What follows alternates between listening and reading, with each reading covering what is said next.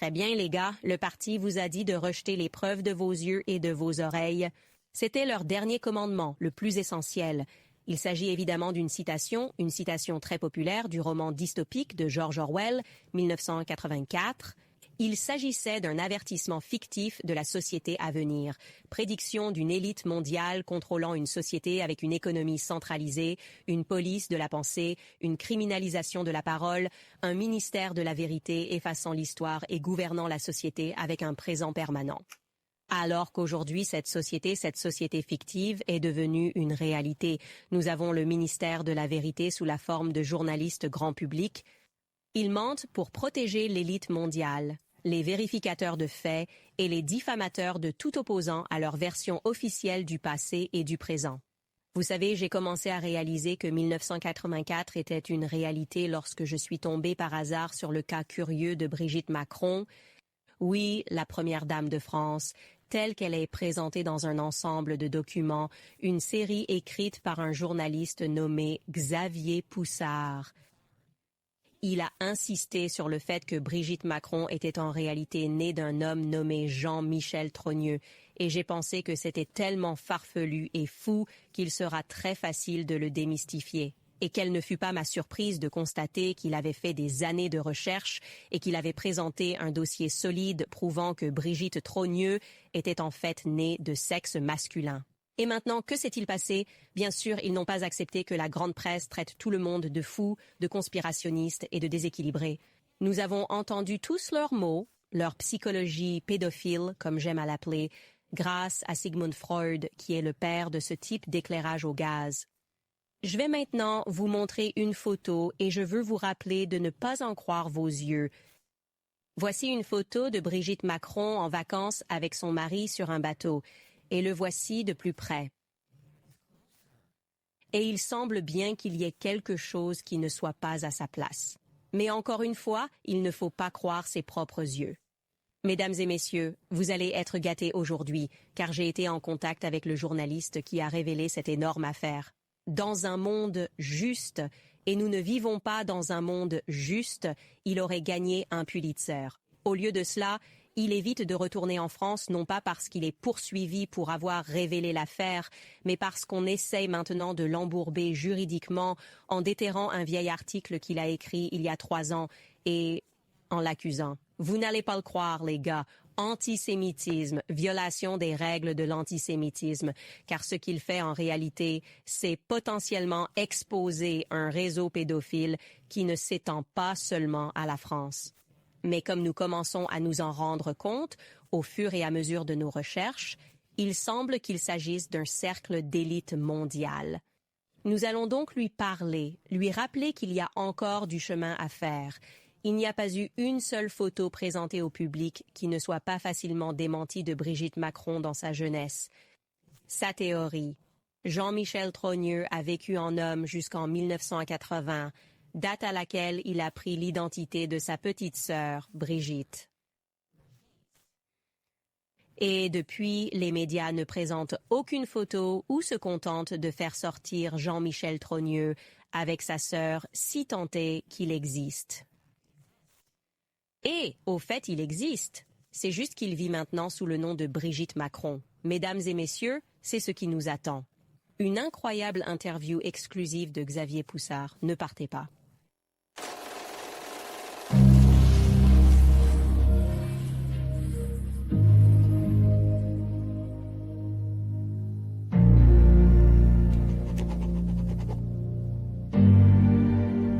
Très bien, les gars, je vous ai promis un cadeau. Je suis très heureuse d'accueillir Xavier Poussard. Et comme je l'ai dit, les médias grand public ont proféré de nombreux mensonges pour tenter de détourner l'attention des gens de ce cas étrange qu'est celui de Brigitte Macron. Faire croire que la jeune femme est poursuivie parce qu'elle a menti sur le fait que Brigitte était un homme, alors qu'en fait, cette jeune femme n'a pas publié la première série d'articles. Il a été publié dans les documents Faits and Documents. L'écrivain avec lequel nous nous entretenons aujourd'hui s'appelle Xavier Poussard. Xavier, merci beaucoup de m'avoir rejoint. Je vais tout de suite poser une question. Comment avez-vous commencé cette enquête? Merci Candace pour ton invitation. Merci pour l'invitation, Candace. Tout d'abord, cette enquête n'en est qu'une. Nous sommes une lettre d'information confidentielle qui est publiée sous forme imprimée. Notre publication traite essentiellement de l'actualité des réseaux électriques. Nous sommes également un centre d'archives. En 2012, nous avons ouvert un dossier sur Brigitte Macron, car l'histoire qui l'entoure nous paraissait très étrange. À cette époque, Emmanuel Macron est nommé principal conseiller du président socialiste François Hollande. Désolé, pourriez-vous dire qu'il semble y avoir de la documentation? Oui, au fur et à mesure que nous accumulions des documents et des preuves, nous avons constaté qu'ils ne correspondaient pas à l'histoire de Brigitte Macron. À l'époque, les médias menaient une campagne intense pour promouvoir Emmanuel Macron en tant que candidat contre la droite. Ils ont également fait la promotion du personnage de Brigitte Macron. Cependant, à chaque fois que son histoire a été racontée, des incohérences sont apparues. En 2019, on racontait qu'ils avaient une différence d'âge de 20 ans, qu'elle était la professeure de français d'Emmanuel Macron, mais aussi une femme très belle et très séduisante, et que tous les étudiants étaient amoureux d'elle. Ce récit initial indique qu'il y a une différence d'âge de 19 ans. 19 ans. Au lieu de s'en prendre à lui, les médias ont déclaré qu'Emmanuel Macron était presque majeur. Il était présenté comme un jeune homme viril, prometteur et plein d'avenir, qui était charmant et séduisant pour cette belle femme, et qui avait l'étoffe d'un chef d'État.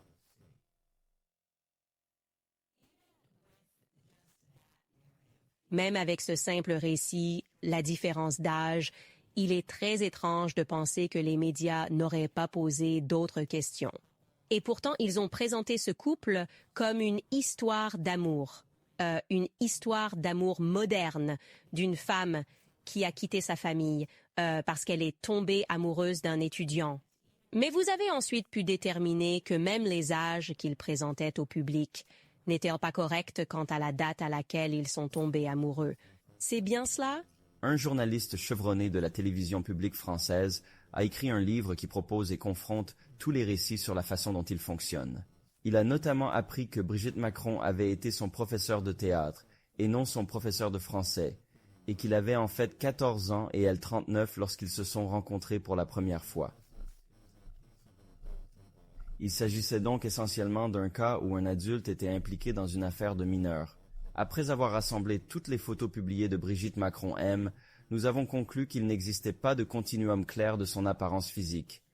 Tout au long des années, la presse a vanté les mérites de nombreux membres de la famille Trogneux, la famille Brigitte, auprès de l'électorat français en les comparant aux Kennedy. Et pas seulement une famille de chocolatiers d'Amiens au nord de Paris. Toutes les biographies publiées ont mis l'accent sur les membres de la famille. Pour la simple raison que Macron est un technocrate. Pour contrebalancer cela, les médias vendaient l'image d'une famille vraiment ancrée dans le pays, dans la vraie France. Malgré tout cela, nous avons découvert qu'il y avait un frère, Jean-Michel Trogneux, qui n'apparaissait dans aucune des biographies. J'ai demandé à tous mes contacts s'ils avaient des informations sur Brigitte. En particulier, l'un de mes contacts, qui est fonctionnaire, m'a regardé en souriant et m'a dit « C'est un homme ». Si c'est le cas, qui est cet homme? Les biographies officielles devraient donc être réécrites. Un de mes contacts m'a parlé de Natacha Ray, une journaliste qui a pu expliquer et établir que Brigitte est un homme. J'ai contacté cette Natacha Ray et il s'est avéré qu'elle n'était pas journaliste, mais simplement une citoyenne concernée qui, comme moi et comme d'autres, avait posé des questions sur Brigitte Macron et qui avait rassemblé des preuves et était partie de l'hypothèse qu'il s'agissait d'un homme. En regardant le matériel, elle avait trouvé dans la photo de famille un petit garçon qui était ce frère caché que j'avais déjà identifié, mais n'avait pas encore trouvé de visage, et qui était bien Jean-Michel Trogneux. Nous avons donc convenu que je publierais ces conclusions dans cette enquête. Wow! Et pour que mon auditoire comprenne bien, Natacha Ray est celle que les médias tentent de présenter comme la personne qui a publié le document. C'est elle qui est actuellement poursuivie en justice. Nous allons discuter de la raison pour laquelle elle est poursuivie, mais Xavier Poussard n'est pas poursuivi pour diffamation en France. Vous commencez donc à rassembler ces documents et vous vous rendez compte que les images s'assemblent. Et je voudrais juste dire que pour moi, l'une des choses que j'encourage mon public à faire, c'est d'en croire ses yeux. Et dès que j'ai vu qu'il n'y avait vraiment que 2 photos qui avaient été présentées comme une jeune Brigitte Macron, la première photo étant celle que nous allons montrer maintenant, il était très évident pour moi que Brigitte ressemblait à la personne de gauche sur la photo de famille. Voici la première photo que nous voyons. On nous dit que Brigitte est la personne assise sur les genoux de sa mère. Mais il est très clair pour moi que Brigitte ressemble exactement à la personne de gauche. Et c'était avant de lire la thèse de Jean-Michel Trogneux. Et ils ont ensuite présenté la deuxième photo qui est très clairement une photo recolorisée qui ressemble exactement à la fille de Brigitte, dont il est le père Tiffany. J'ai trouvé incroyable qu'ils essayent de faire passer ces fausses photos, ce qui est bizarre. La légende, comme vous l'expliquiez à l'instant, c'est qu'ils sont tombés amoureux quand ils étaient à l'école. C'était charmant. Les choses ont continué. Brigitte est originaire d'une petite ville d'Amiens et sa famille travaillait dans l'industrie du chocolat. En lisant cette biographie, vous commencez à réaliser que rien de tout cela n'est réel. Qu'avez-vous fait? Qu'est-ce que votre article, plutôt que vous avez présenté au public, a découvert ou non sur Jean-Michel Trogneux? Qui est Jean-Michel Trogneux?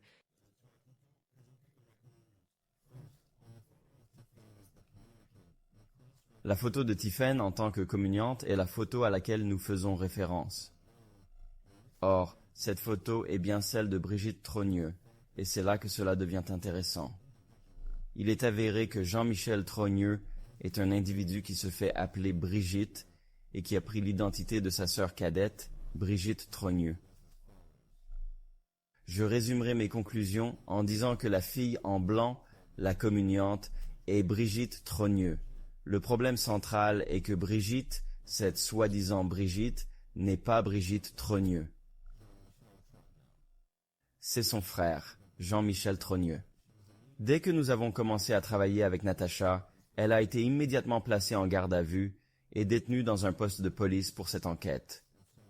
À l'époque, nous n'avions pas assez de preuves, et nous avons donc relayé son hypothèse, qui était partiellement fausse, puisque nous n'avions pas toutes les preuves après la publication de ces documents. Toute la procédure du procès contre Natacha Ray vise une vidéo qu'elle a réalisée elle-même sur la chaîne d'une voyante. En fait, toutes les poursuites sont basées sur des inexactitudes, qui sont dues au fait que Natacha Ray n'est pas une journaliste et qu'elle ne connaît pas bien les règles des médias.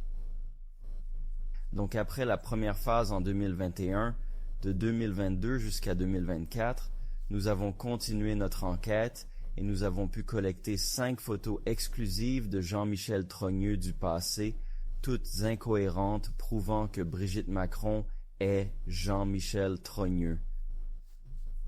Et nous avons pu récupérer et compiler 4 photos exclusives de Brigitte Trogneux. Bien sûr, il ne s'agit pas de Brigitte Macron qui fait face au public. Parmi ces derniers, la différence d'âge est en fait plus importante. Au départ, il avait 17 ans et a rencontré quelqu'un qui en avait 36, puis 14 et 39 respectivement. Mais c'est en fait un garçon de 14 ans qui a rencontré une personne âgée de 47 ans. Wow! Cette affaire concerne clairement l'abus d'un mineur, ainsi que l'usurpation d'identité ou le vol d'identité. Je n'envisage pas cette question d'un point de vue moral, mais plutôt d'un point de vue juridique. Dans mon journal, notre méthodologie est solide et a fait ses preuves. Nous accumulons des preuves et les recoupons. J'affirme donc au public que Brigitte Macron est un homme nommé Jean-Michel Trogneux, né le 11 février 1945. Désolé, redonnez-moi cette date. 11 février 1945. De février 1945. Et je voudrais juste clarifier les choses. Vous dites donc que la légende qui a été vendue au public, à savoir qu'un garçon ou un jeune homme de 17 ans est tombé amoureux de son professeur de 34 ou 36 ans, est fictive. Et la vérité, c'est qu'Emmanuel Macron n'avait que 14 ans, et Brigitte Macron aussi. Quel âge avez-vous? 47.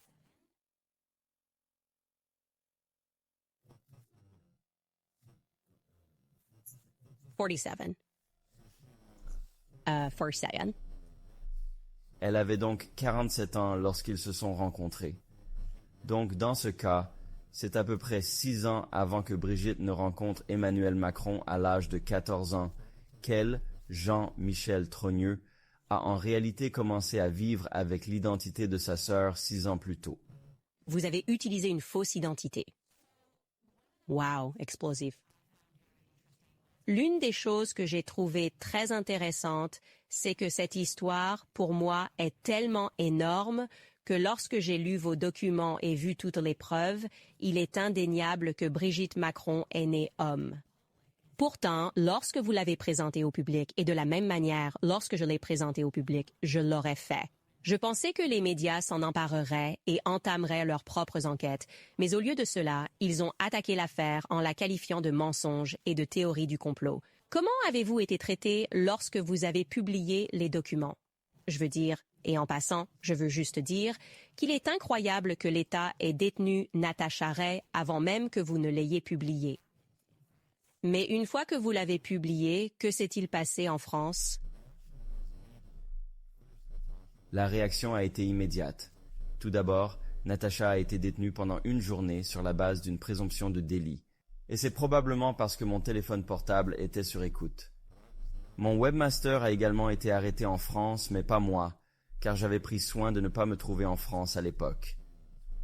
Après la publication de la première partie de l'enquête en 2021, toutes nos entreprises ont fait l'objet d'un contrôle fiscal, la procédure habituelle de harcèlement. Il y avait un contrôle fiscal sur mes entreprises, et une fois cette affaire publiée par Natacha et son médium, tous mes comptes bancaires, personnels et professionnels ont été fermés sans explication. Je vais vous parler de 7 Weeks Coffee, une entreprise qui correspond parfaitement aux valeurs conservatrices et chrétiennes. Ils financent un mouvement pour la vie. Un délicieux café à la fois, le café 7 Weeks élimine les intermédiaires, paie directement les agriculteurs et leur donne 300% de plus que ce qu'exige le commerce équitable. 7 Weeks Coffee lance une nouvelle initiative passionnante pour sauver 5000 vies en encourageant la consommation de café. Pourquoi parle-t-on de 7 semaines? En effet, à 7 semaines de développement, le bébé a la taille d'un grain de café et c'est la première fois qu'un battement de cœur est clairement détecté à l'échographie. Il donne 10% de chaque vente pour soutenir les services d'échographie dans les centres de soins de grossesse à travers le pays. Abonnez-vous pour bénéficier d'économies supplémentaires et d'un fourre-tout gratuit Drink Coffee Save Lives Tote lors de votre première commande. Visitez 7 Weeks Coffee. Et utilisez le code CANDAS pour économiser jusqu'à 25%. En vous engageant à boire 7 semaines de café chaque matin, vous contribuerez au financement du mouvement Pro-Vie et à la sauvegarde de plus de 5000 vies. Et ce n'est pas tout. Il s'agit de 7 Weeks Coffee. Et utilisez le code CANDIS pour économiser jusqu'à 25%. Ok, alors juste pour que ce soit clair, parce que je veux être sûr de bien comprendre. Natacha Ray a donc été immédiatement détenue pendant une journée, puis ils ont lancé une enquête fiscale sur qui? Mes comptes bancaires, professionnels et privés ont été fermés. Wow! Et il y avait une ambiance étrange dans ce cas, une ambiance française dans ce cas. Par exemple, un journaliste libéral de l'OBS, qui est un hebdomadaire du groupe Le Monde. C'est comme le New York Times. C'est une femme libérale de gauche qui a dit que c'était une fausse nouvelle. Et tout d'abord, toutes les pièces qu'elle a découvertes sont arrivées à la même conclusion que nous. Puis, elle a été suivie par les services secrets dans une auberge où elle avait rendez-vous avec Natacha. C'était donc très étrange. C'est comme aux États-Unis avec les grandes entreprises. À Paris, il y a une expression qui dit que Brigitte est intouchable. En fait, un humoriste qui passait à la télévision nationale en France a été licencié pour avoir dit que Brigitte avait été maltraitée. Et l'oppression d'un élève parce que Brigitte et le gouvernement ont tellement de pouvoir, et beaucoup de journalistes ont peur de couvrir cette affaire. Et en raison de la nature de l'affaire, qui implique un mineur et des abus, de nombreuses personnes ne se sentent pas à l'aise pour engager une telle procédure. Les théories autour de Macron sont multiples. On pourrait dire qu'il s'agit d'un réseau pédophile dans lequel de nombreuses personnes en France sont impliquées dans ces crimes. Par exemple, le ministère français de la Justice est dirigé par Éric Dupond-Moretti, avocat célèbre pour l'affaire du procès du Trou, dans laquelle 12 enfants ont été victimes de crimes sexuels. Tous les auteurs présumés d'abus ont été relaxés et sont maintenant libres. Autre exemple, Dans une affaire d'inceste, il a obtenu des accords de plaidoyer pour les accusés et a vraiment défendu les groupes criminels organisés et ses réseaux pédophiles. Et il y a beaucoup de gens comme ça autour de Macron. Par exemple, Jack Lang, qui était le président de l'Institut du monde arabe, a été impliqué dans l'affaire Epstein. Vous devez vous rappeler que lorsque Epstein a été arrêté à New York, il a été invité en France pour assister au 30e anniversaire de la pyramide du Louvre par Lang, en présence de tout l'establishment français. Il faut également rappeler que Ghislaine Maxwell est originaire de France. Il en va de même pour Jean-Luc Brunel. Il y a donc une aura de pédophilie autour des personnes au pouvoir en France sous Macron et sous Brigitte Macron.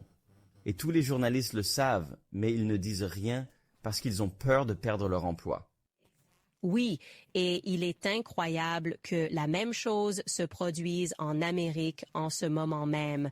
Ils m'ont attaqué pour avoir dénoncé un réseau de pouvoir pédophile similaire à celui qui existe aux États-Unis.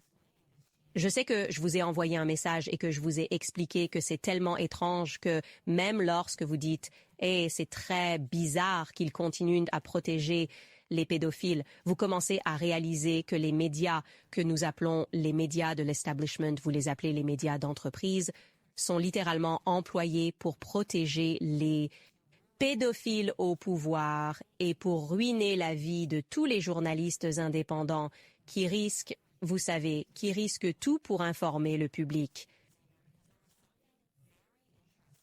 Je voudrais vous poser une question, Xavier, parce qu'il y avait quelque chose de très intéressant dans votre article sur Emmanuel Macron.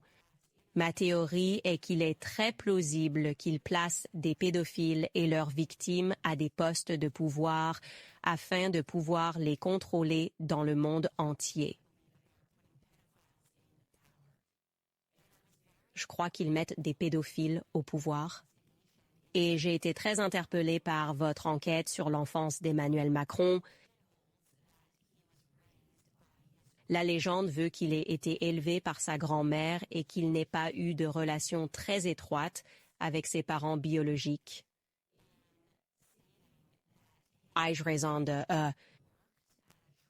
déclarer que sa grand-mère a travaillé dans une clinique transgenre à un moment donné ou que la famille d'Emmanuel Macron a travaillé dans une clinique transgenre? Pouvez-vous nous en dire plus à ce sujet? Nous connaissons peu de choses sur Macron. Il a grandi avec sa grand-mère dans une maison qui est maintenant fermée. C'est très étrange. Il n'existe aucune photo de Macron avec ses parents avant l'âge de 25 ans. Ce que nous avons découvert, c'est qu'une femme nommée Françoise Noguès, présentée comme la mère d'Emmanuel Macron, était responsable d'un programme médical pour les personnes transgenres en France. Cette information n'a jamais été publiée dans les journaux, et nous avons trouvé des témoignages de personnes transgenres qui remercient Françoise Noguès pour ce programme. Et ce qui est étrange, c'est qu'en faisant des recherches sur la vie de Jean-Michel Trogneux et de Brigitte, nous avons découvert qu'ils sont liés à Emmanuel Macron.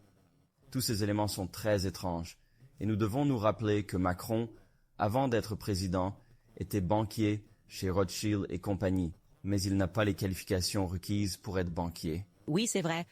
Un de ses collègues a déclaré qu'il était étrange qu'il soit devenu le plus jeune associé. Nous constatons que Brigitte Macron est très proche de David de Rothschild. Comme une famille, il est le parrain de Macron. Il ne faut pas oublier que David de Rothschild est le président du Congrès juif mondial.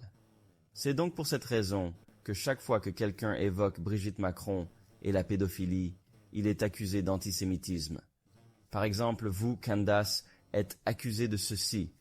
Zoé Sagan, qui est un compte Twitter qui m'a aidé à publier cette affaire, a été bannie sous la pression d'organisations juives. Lors d'une émission de radio, j'ai donné une liste au propriétaire d'un média français et la France a appelé l'Italie pour l'accuser d'antisémitisme.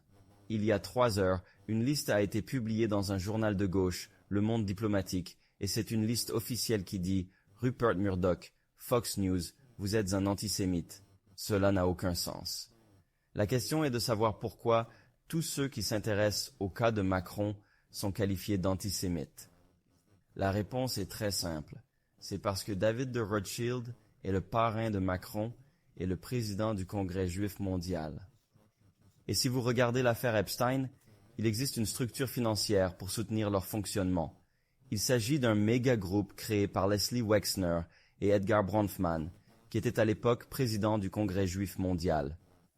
Les documents, le passeport autrichien que le FBI a trouvé chez Epstein, était un cadeau de Ronald Lauder, qui a aidé Epstein dans son affaire et qui est devenu plus tard le président du Congrès juif mondial. Vous pouvez voir que c'est cette organisation qui a qualifié l'affaire Epstein d'accident contrôlé et que Poutine a qualifié d'accident collectif avec chantage sur des gens qui étaient en réalité des marionnettes et qui faisaient ce qu'on leur disait parce qu'ils ne voulaient pas que leur vie privée soit montrée au public. C'est fascinant et c'est fascinant parce que vous êtes aujourd'hui accusé d'antisémitisme pour un article que vous avez écrit il y a 3 ans, alors qu'en réalité, ce que vous essayez de faire aujourd'hui, c'est de dénoncer un réseau de pédophiles. Et le fait de savoir que c'est exactement ce qui m'arrive ne fait que réaffirmer ma conviction que nous sommes en présence d'un réseau pédophile qui s'est arrogé un pouvoir considérable dans le monde en prétendant que toute personne qui remarque ce réseau pédophile est un antisémite. Ma théorie est que ces personnes ne sont pas juives. Je pense qu'ils ont, vous savez, ils se présentent publiquement comme étant juifs. Mais en réalité, ils adorent et suivent une foi totalement différente. Et c'est satanique. Vous savez, c'est la raison pour laquelle j'ai encouragé mes auditeurs à apprendre qui était Jacob Frank, à apprendre ce qu'était le frankisme, parce que cela n'a jamais disparu et c'est arrivé en Amérique. Et lorsque ces pédophiles se font prendre, ils disent « Oh, je suis juif ». Il s'agit d'une diffamation par le sang. Il s'agit d'une diffamation par le sang. Il est très important que les Juifs se réveillent et comprennent qu'il ne s'agit pas de diffamation par le sang. Il ne s'agit pas d'antisémitisme. Il s'agit de personnes démoniaques et monstrueuses qui utilisent le judaïsme pour cacher leurs actes. Et il n'est pas possible que chaque personne qui découvre la pédophilie soit ensuite accusée d'antisémitisme par le très puissant organe de presse. Je voudrais vous poser une question sur Tiffany, la fille de Brigitte Macron, parce que Tiffany semble être la seule personne dans la famille de Brigitte qui mentira pour Brigitte. C'est très public.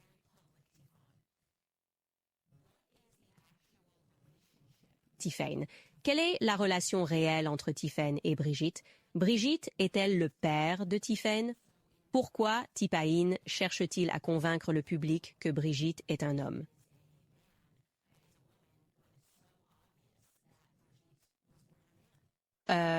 Une femme, alors qu'il est évident que Brigitte est née homme.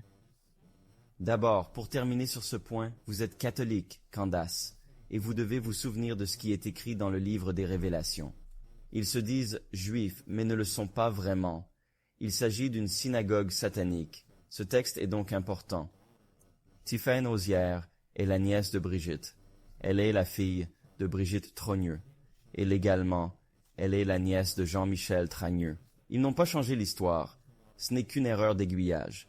Lorsque j'ai étudié l'affaire Epstein, ils ont utilisé beaucoup de fausses pistes, comme lorsque vous regardez quelque chose de David Copperfield. Cela semble très complexe, mais en fin de compte, c'est une chose très simple. Il s'agissait simplement d'un changement d'identité. Au milieu des années 80, un frère prend l'identité de sa sœur.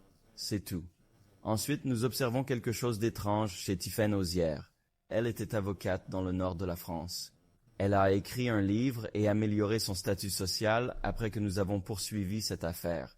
Et sa sœur, cardiologue réputée à Paris, est soudain devenue une artiste contemporaine à la manière de Jeff Koons. Elle a associé son art à Jack Lang, qui est ami avec Macron et qui était ami avec Epstein. Il s'agit du même Jack Lang que nous avons mentionné plus tôt et qui était lié à ces célèbres affaires de pédophilie en France. Son statut social s'améliore également. Très bien, les gars, j'interviens pour vous rappeler le financement américain parce que je sais qu'il y a tellement de gens qui ont l'impression que leur revenu mensuel ne couvre plus les factures. Beaucoup d'Américains ressentent la pression financière croissante et dépendent de plus en plus des cartes de crédit pour les besoins essentiels comme la garde d'enfants, l'assurance, l'électricité et la nourriture. C'est très difficile. Et si vous vous sentez comme ça, vous devriez certainement appeler mes amis d'American Financing. Ils aident les Américains qui travaillent dur comme vous à puiser dans la valeur nette de leur logement pour rembourser leurs dettes à taux d'intérêt élevés et même pour se constituer une épargne supplémentaire afin d'être prêts à faire face à tout ce que la vie leur réserve. Avec la baisse des taux d'intérêt, une société comme American Financing, qui ne facture jamais de frais initiaux ou cachés, est le partenaire idéal pour vous aider à améliorer votre situation financière. Leurs consultants aident les propriétaires à économiser en moyenne $800 par mois. Ne perdez pas de temps. Appelez le 800-790-512-10. Il s'agit du 807-915-1210. Vous pouvez également visiter le site American Financing Net. Oui. Très étrange. Et vous pensez donc que la sœur, la vraie Brigitte, que nous voyons à nouveau sur cette photo de famille, assise sur les genoux, qui ne ressemble ni à Jean-Michel Trogneux ni à Brigitte Macron, pensez-vous que Brigitte Osière est toujours en vie? C'est pourquoi je pense que cette affaire est difficile, parce qu'il s'agit d'un secret de famille. Il y a la famille Trogneux, très importante dans la ville d'Amiens, et la famille Osière, très importante dans la communauté française du renseignement. J'ai appelé beaucoup de personnes dans les familles à ce sujet, et personne ne veut faire de commentaires. Aucun journaliste ne veut écrire un livre pour découvrir ce secret ou enquêter sur ces familles. C'est très étrange. Il semble également y avoir un élément ici, et bien sûr, dans mes recherches, d'apprendre que le culte satanique le plus franc croyait en l'inceste. Et un mot, connu sous le nom d'apostasie. L'apostasie signifie que vous vous convertissez faussement à d'autres religions. Vous prétendez donc être musulman, chrétien ou juif. Mais en réalité, vous adorez Satan et il croit à l'inceste. Jacob Frank a donc eu des relations sexuelles avec sa fille. Je ne sais pas si vous le savez, mais les franquistes sont d'abord descendus en France et ce Junius Frey était en fait le neveu de Jacob Frank. Je ne sais pas si vous le saviez. Donc cette religion, Marie-Antoinette aussi, ils étaient en fait des franquistes et ils croyaient en l'inceste et la pédophilie. Quand je vois la photo que vous avez évoquée plus tôt, Jean-Jacques.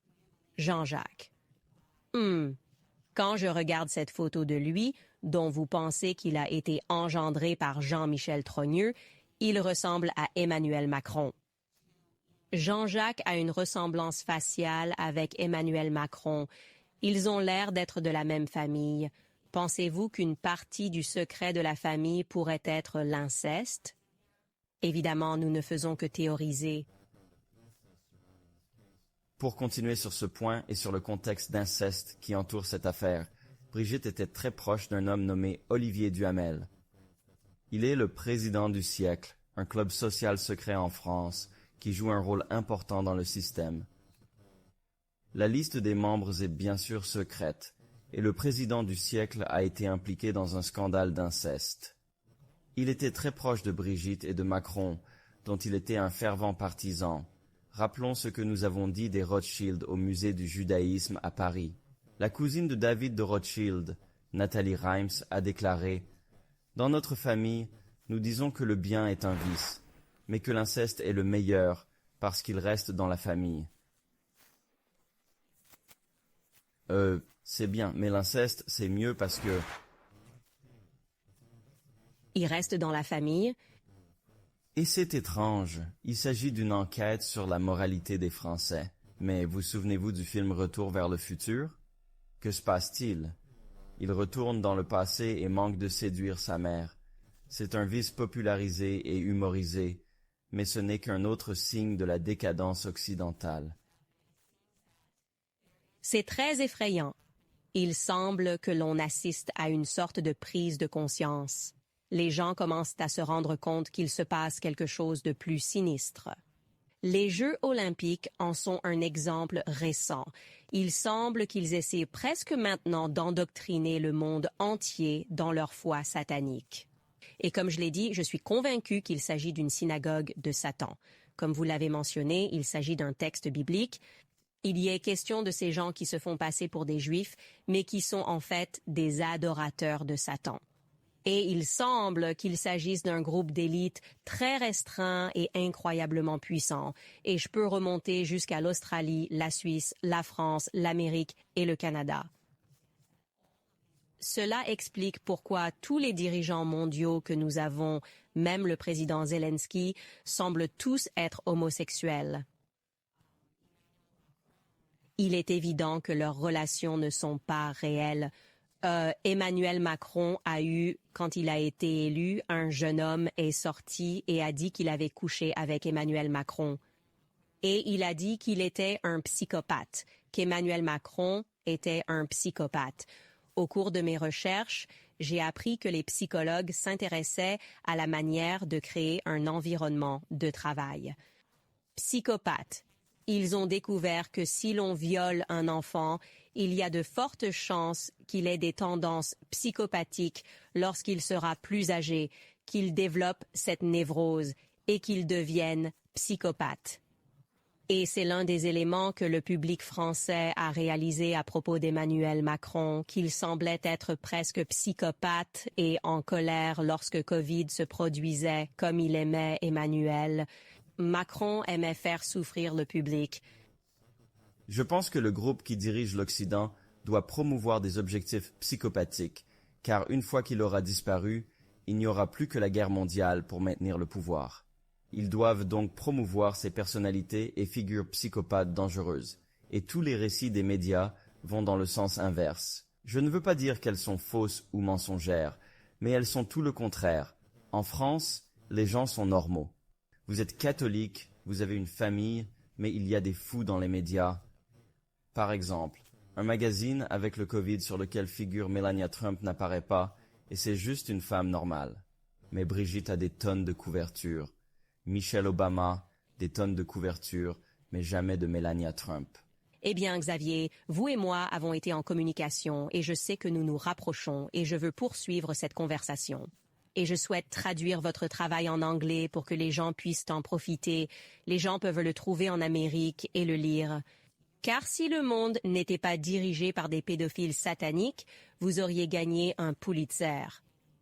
Vous n'auriez pas à fuir pour antisémitisme en raison d'un article publié il y a 3 ans, mais vous auriez reçu un Pulitzer pour cette incroyable enquête que vous avez portée dans la sphère publique. Où mon public peut-il suivre votre travail? Ici, à Fait Document, nous traduisons notre travail dans un livre en anglais pour le public américain, parce qu'il y a tellement d'informations que seuls les francophones ont, ainsi que la mise à jour du dossier sur notre site web. Restez à l'écoute, le 12 septembre, parce que nous avons une procédure pour cette enquête et que nous la retournons dans les médias. Incroyable. Xavier, merci beaucoup de nous avoir rejoints aujourd'hui. Je ne manquerai pas d'attirer l'attention de tous ceux qui nous écoutent. C'est une histoire incroyable et la montée en puissance de Covid l'est encore plus. Nous avons la chance d'avoir des médias indépendants qui sont prêts à risquer leur vie et leur liberté pour faire connaître la vérité au public. Ne vous contentez pas de vous impliquer dans cette affaire, partagez-la avec d'autres. Il faut que tout le monde prenne conscience du caractère sinistre de la situation actuelle. Cela dépasse l'entendement et pourtant c'est réel. Xavier, merci beaucoup de nous avoir rejoints.